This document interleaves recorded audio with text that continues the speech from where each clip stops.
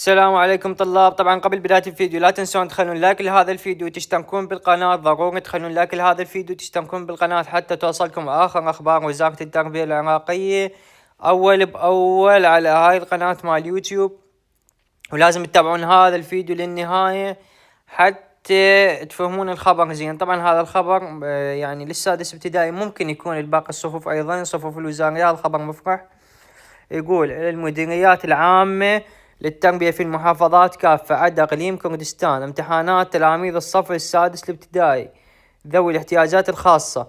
تحية بناء على ما جاء بكتاب اللجنة الدائمة للامتحانات بخصوص امتحانات تلاميذ الصف السادس الابتدائي من ذوي الاحتياجات الخاصة، حصلت موافقة على وجود مراقب اختصاص التربية الخاصة في كل مركز يتواجد فيه تلاميذ ذوي الإعاقة والاحتياجات الخاصة.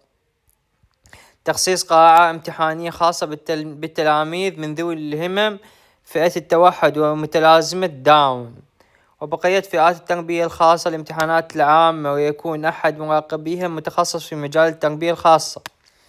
قراءة الأسئلة للتلاميذ ذوي الاحتياجات الخاصة للتربية الخاصة.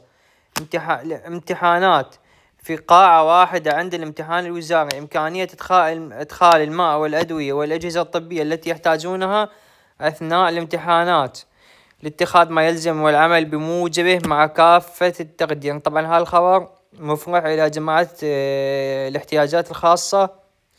أهم شيء تخلون لايك لهذا الفيديو وتشتركون بالقناة وتتابعون قناتنا مال يوتيوب. قناة مال تليجرام راح نخليها بالوصف، وبأول تعليق دخلوا اشتركوا عليه حتى توصلكم آخر أخبار وزارة التربية العراقية أول بأول.